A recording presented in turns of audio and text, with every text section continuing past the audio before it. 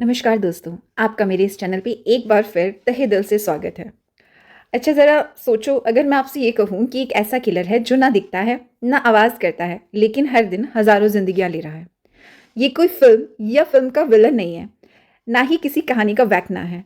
ये एक ऐसा सच है दोस्तों जो धीरे-धीरे भारत में फैल रहा है। इसका नाम है एएमआर। एएमआर है क्या? और इसकी शुरुआत करने वाला है कौन? देखो, अब इसकी शुरुआत बेचारे चाइना ने तो बिल्कुल नहीं की है। तो आखिर ये आया कहाँ से और इसकी शुरुआत हुई कहाँ से? दोस्तों, मेरा यकीन मानो, शुरुआत हमने ही की है। अब आप कहेंगे कि हमने क्या किया यार? अच्छा याद करो, जब लास्ट टाइम हल्का-सा जुकाम हुआ था, तो बस किया क्या आपने? बस भाग पड़े केमिस्ट के पास और उसने जो भी एंटीबायोटिक दी, सोचे समझे बिना वो कितनी डोज़ की है, हमने बस खा ली। है ना? यही किया ना? अब तो आज मुझे आप एक बात बताइए, आज के टाइम पे एंटीबायोटिक्स ऐसी चीज़ हो गई है जैसे कोई कैंडी दे दी है। केमिस्ट ने हमें कोई कैंडी दी और हमने बिना सोचे समझे खा ली। आज एंटीबायोटिक को हम पेन किलर की तरह यूज़ कर रहे हैं। सोचो ज़रा, वो कितनी आम हो गई है हमारे लिए।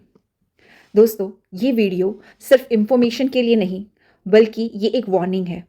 वीडियो एंड तक ज़रूर देखना, क्योंकि ये आपकी और आपके परिवार की ज़िंदगी से जुड़ा है। अच्छी लगे तो लाइक और सब्सक्राइब भी कर देना। चलिए शुरुआत करते हैं। अब बात है, एंटीबायोटिक रेजिस्टेंस है क्या? ये क्या होता है और इसी साइलेंट पेंडेमिक क्यों कहा जा रहा है? दोस्तों, हमें बीमारियां कुछ सूक्ष्म जीवों से फैलती हैं, जिन्हें हम माइक्रो ऑर्गेनिज्म भी कहते हैं। अब ये जो माइक्रो ऑर्गेनिज्म है, ये with the span of time evolve होते हैं।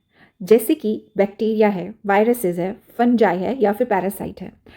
ये इवॉल्व कैसे होते हैं वो मैं आपके आगे बताती हूँ। अब जब वो इवॉल्व हो ही गए, तो मतलब वो बहुत शक्तिशाली बन गए। तो उन्हें ख़त्म करने के लिए हमारा शरीर क्या मांगता है? कुछ मेडिसिन्स मांगता है, कुछ ड्रग्स मांगता है। उसके लिए हम क्या करेंगे? ज़्यादातर तो हमें अगर कोई हल्का सा जुकाम हुआ, हल्की सी सर्दी हुई, तो हम केमिस्ट के पास जाते हैं और जो उसने एंटीबायोटिक्स हमें दे दी, वो बिना सोचे समझे हम खा लेते हैं। मतलब पहले आपने देखा होगा कि जैसे जो मेडिसिन हमारे परिवार में या फिर घर में ईज़िली मिल जाती हैं, पैरासिटामोल हो गया, डोलो हो गई, तो उसके जो नॉर्मल डोजेज़ थे पहले के टाइम पे बिफोर पैंडेमिक, वो क्या करते थे, ईज़िली हम उससे अपनी जो नॉर्मल वायरल फ़ीवर है या फिर कोई भी सर्दी जुकाम है, ईज़िली उससे ठीक हो जाता था। पर अब क्या हो रहा है कि अगर जुकाम भी हो या खांसी भी हो, तो नॉर्मल डोज से जाती ही नहीं है यार, बहुत दिन हो जाते हैं। है ना? सोर थ्रोट हो, वो भी काफ़ी दिन तक बना रहता है। सर्दी हो, जुकाम हो, बहुत लंबी चलती है। तो at the end of the day हम क्या करते हैं, उस एंटीबायोटिक की हाई डोज लेनी शुरू कर देते हैं। अब यहीं से शुरू होता है सारा झमेला। देखिए, WHO के अनुसार जो बैक्टीरियल एएमआर है, वो डायरेक्टली रिस्पॉन्सिबल है 2.5 मिलियन डेथ के।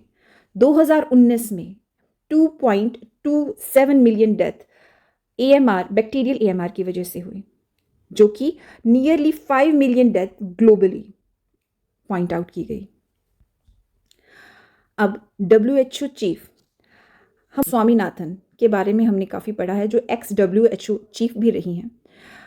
उन्होंने बताया कि हमारे देश में लगभग 50,000 newborn die in a year due to antimicrobial resistance in India.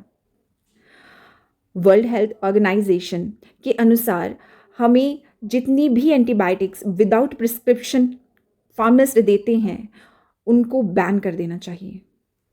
हमारी नवजात शिशु 5,000 के करीब हर साल मर रहे हैं। क्यों? सिर्फ एएमआर की वजह से। जरा सोचिए ये कितना बड़ा संकट है हमारे देश पर या फिर आने वाली जनरेशन के ऊपर। और ये हो क्यों रहा है? क्योंकि जब बच्चा माँ की गर्भ में है, शायद उस वक्त उस माँ ने काफ़ी हाई एंटीबायोटिक्स की डोजेस ली। उस वक्त जो एंटीबायोटिक्स ऑब्वियसली उस बच्चे के अंदर भी गई होंगी, है ना? और उसने उन एंटीबायोटिक्स को के अगेंस्ट एक मैकेनिज्म इवॉल्व कर लिया अपने अंदर। अब जब बच्चा दुनिया में आया, अगर उसको कोई भी बीमारी हुई फॉर एग्जांपल, और उसको कोई एंटीबायोटिक दी गई डॉक्टर के द्वारा, क्योंकि हम हाई डोज तो नहीं दे सकते न्यूबॉर्न चाइल्ड को, पर जो लो डोजेस दी गई वो उसके ऊपर काम ही नहीं की।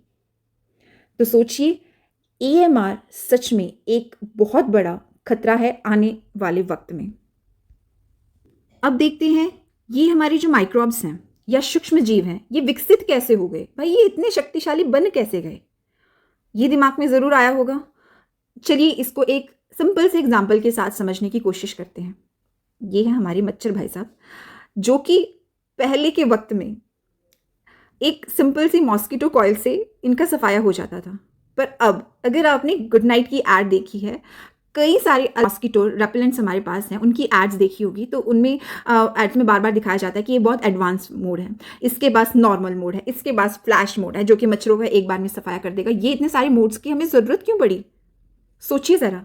क्योंकि ये मच्छर भाई साहब अब बहुत हद तक सुपर पावर्स अपने अंदर विकसित कर चुके हैं उस केमिकल के अगेंस्ट जो गुड नाइट या फिर मॉस्किटो कॉइल्स में या मॉस्किटो रेपेलेंट्स में पाया जाता था। अब जो केमिकल्स मॉस्किटो रेपेलेंट में यूज़ करते थे, हमारी जो मच्छर भाई साहब है, इन्होंने उसके अगेंस्ट अपने अंदर एक रेजिस्टेंट विकसित कर लिया। अब जरा सोचिए आप भी एक बार कि अगर हम एक ही दुश्मन से बार बार लड़ते हैं तो होता क्या है? हमें उस दुश्मन की वीकनेस पता चल जाती है ना? एक बार हारे, 2 बार हारे, 3 बार हारे, 10 बार हार के 11वीं बार हम उसके सामने खड़े होकर उससे लड़ने के लिए सक्षम हो जाते हैं, हम विकसित हो जाते हैं, हम इवॉल्व हो जाते हैं। यही काम मच्छर ने किया और यही काम आज के टाइम पे माइक्रोब्स कर रहे हैं। इसे ही हम AMR कह रहे हैं। ये माइक्रोब्स अपने अंदर एक रेजिस्टेंस, एक ऐसा रेजिस्टेंस पैदा कर रहे हैं जिसकी वजह से उनके ऊपर किसी भी मेडिसिन या एंटीबायोटिक्स का नॉर्मल डोजेस का कोई फ़र्क ही नहीं पड़ रहा। अब समझते हैं कि इसके पीछे कौन सी साइंस है। माइक्रोब्स क्या करते हैं कि वो अपनी एक जो उनकी सेल वॉल है उनको चेंज कर लेते हैं टाइम के साथ, और ताकि वो उस मेडिसिन से, उस एंटीबायोटिक से बच सकें। वो अपनी सेल वॉल को इस तरीके से इवॉल्व कर लेते हैं, इस तरीके से विकसित कर लेते हैं ताकि अगर कोई मेडिसिन उसको मारने के लिए आए, उसका नाश करने के लिए आए, वो एंटीबायोटिक्स उसके अगेंस्ट कोई काम ही ना कर पाए। सेकेंड, वो क्या करते हैं कि अपने अंदर एक स्पेसिफिक, जो उनका एक स्पेसिफिक प्रोटीन या फिर मॉलिक्यूल होता है जहाँ पर आपकी मेडिसिन आके अटैक करने वाली है, वहीं जाके बाइंड होगी ना। अगर आपने कोई मेडिसिन ली तो आपके माइक्रोब के अंदर एक प्रोटीन है, उसकी लेयर पे एक प्रोटीन है या फिर एक मॉलिक्यूल है जहाँ पर जाके उस ड्रग को या उस मेडिसिन को अटैक करना था बाइंड करके। अब माइक्रोब्स क्या कर रहे हैं कि अपने उस प्रोटीन को ही चेंज कर देते हैं, उस प्रोटीन को ही वो अल्टर कर देते हैं या फिर उसको, वो इवॉल्व हो चुका है। ठीक है। अब नेक्स्ट थिंग क्या हो रही है कि जो माइक्रोब्स हैं एक बायोलॉजिकल पंप विकसित करते हैं जिसकी वजह से जैसे ही कोई मेडिसिन सेल में एंटर करती है वो उससे पहले ही उसको पंप आउट करके ख़त्म कर देते हैं। Next thing, drug inactivation. Drug inactivation के लिए माइक्रोब्स एक तरीके का एक एंजाइम प्रोड्यूस कर रहे हैं जिसे हम बेटा लैक्टेज कह रहे हैं, जो कि केमिकली उस मेडिसिन को न्यूट्रलाइज कर देंगे या फिर केमिकली उसको डिस्ट्रॉय कर। कौन से फैक्टर्स हैं जो कि AMR को ग्रो करने में हेल्प कर रहे हैं? हमारे यहाँ एक नया जो वर्ड है वो अभी हम डिस्क्राइब करेंगे जिसे हम कह रहे हैं पिल पॉपिंग कल्चर। पिल पॉपिंग कल्चर होता क्या है? अब अगर आपने देखा हो कि जो डॉक्टर्स हैं वो एक सिंपल वायरल के लिए भी अच्छा खासी पोटली बांध देते हैं दवाइयों की। Broad spectrum of antibiotics their use to prescribe. Also हम क्या करते हैं, या फिर खुद ही डॉक्टर बन जाते हैं और केमिस्ट के पास जाते हैं और उससे एंटीबायोटिक्स ले आते हैं। अब मज़े की बात यह है कि चाहे वायरल हो, चाहे कोई पेन हो, हम हर किसी इन्फेक्शन के लिए या फिर हर किसी अपनी प्रॉब्लम के लिए एंटीबायोटिक्स का यूज़ कर रहे हैं। देखिए हद तब हो जाती है कि हमें वायरल फीवर है पर हम ले क्या रहे हैं, एक एंटीबायोटिक ले रहे हैं। भाई वो एंटीबायोटिक है जो कि बैक्टीरियल इन्फेक्शन के लिए ली जाती है। अपनी इसी नासमझी को क्या बोला जा रहा है, पिल पॉपिंग कल्चर। अगर हम इस पिल पॉपिंग कल्चर की ही बात करें तो बहुत बड़ा एक एग्जाम्पल हमारे सामने आता है डोलो 650 का। डोलो को तो हर इंसान जानता है क्योंकि डोलो एक ऐसी मेडिसिन है जो हर एक इंडियन फैमिली में डोलती रहती है ना। डोलो अब ऐसी हो चुकी है जैसे कि एक कैडबरी जेम्स, या फिर हमें एक जेम्स, मेरी गुड़िया भी जो कैडबरी जेम्स है उसकी मेडिसिन बना बना के खेलती है। तो डोलो आजकल कैडबरी जेम्स की ही तरह यूज़ की जा रही है Indian families more than cancer by 2050। इस तरीके की न्यूज़ आप लोगों ने बहुत बार देखी होगी। अब सुपरबग होता क्या है? सुपरबग ये हमारी वही माइक्रोब्स हैं जिन्होंने सुपरमैन वाली शक्तियाँ पाली है। कैसे? बार बार एंटीबायोटिक्स के साथ लड़ने के बाद अब उन्हें कोई नहीं हरा सकता। इसी वजह से उन्हें कहा जाता है सुपरबग। है जब छोटी सी बीमारी से भी मौत हो जाती थी, है ना? आपको नहीं लगता कहीं इसकी शुरुआत इंडिया से ही ना हो जाए? देखिए, यहाँ आप देख सकते हैं कि इंडिया टॉप्स इन एंटीबायोटिक यूज ग्लोबली। मतलब इंडिया एंटीबायोटिक पॉपिंग कल्चर का कैपिटल बन चुका है। बताओ, इंडिया टॉप यूजर है एंटीबायोटिक्स का। ये एएमआर की जो शुरुआत है या फिर मोस्ट ऑफ द केसेस हमारे देश में पाए जा रहे हैं।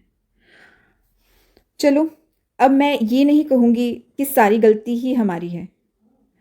देखो, एएमआर के और भी ग्रोथ प्रोमोटर्स हैं। यह सारी गलती आम आदमी की थोड़ी ना होती है ना?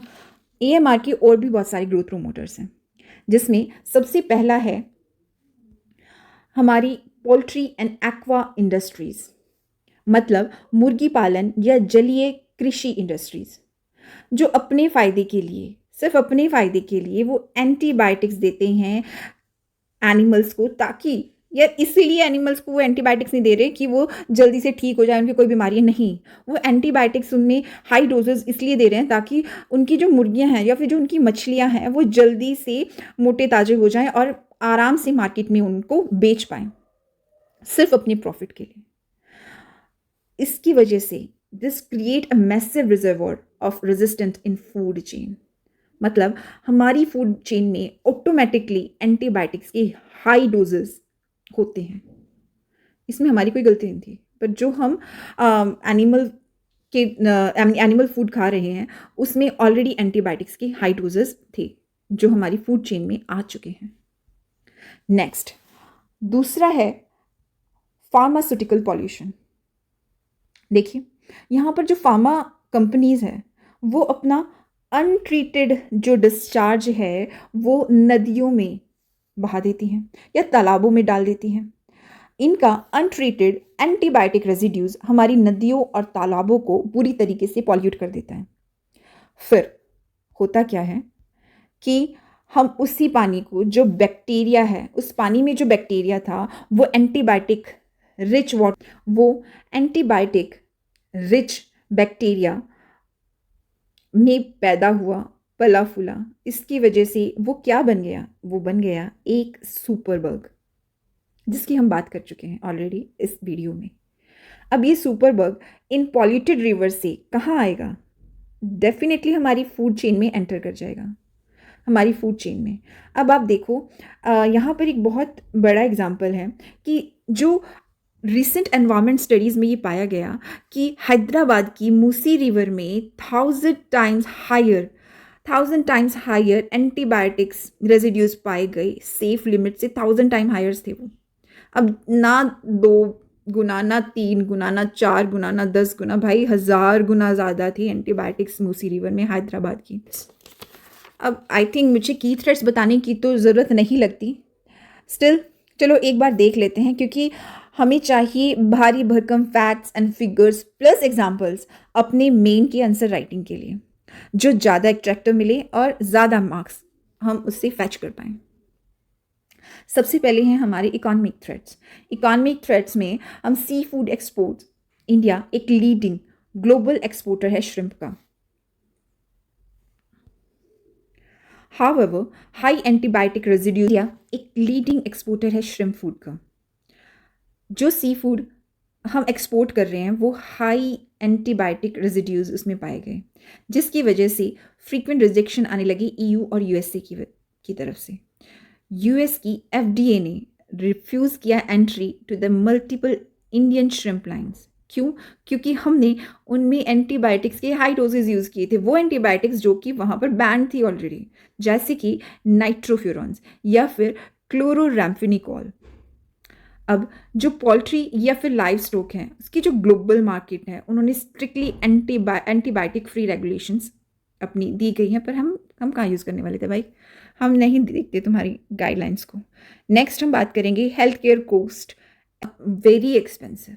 वो अगर तुम AMR की जो डिजीज़ हैं उनसे उनकी ट्रीटमेंट की कॉस्ट की बात करें तो वो बहुत एक्सपेंसिव होगा then the normal one, right. और फाइनेंशियल टॉक्सिसिटी, वो 39.4% of India's total health expenditure being out of the pocket according to national health account estimates.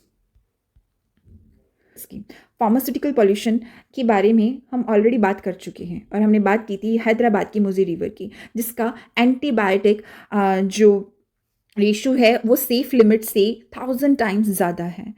ज़रा सोचिए उस मूसी रिवर के अराउंड जो इकोसिस्टम है, या फिर वहाँ जो एनिमल्स रहते हैं, या फिर वहाँ बर्ड्स जो आ रहे हैं, या फिर वहाँ की विशेस, उनके ऊपर कितना बड़ा इल इफेक्ट इस वाटर डिस्चार्ज, उस antibiotic residue, untreated antibiotic residue जो डिस्चार्ज हो रहा है रिवर के अंदर, उनके ऊपर कितना बड़ा थ्रेट वो जीवों को के बारे में जिनकी कोई गलती नहीं है पर फिर भी उनको पे ऑफ करना पड़ रहा है।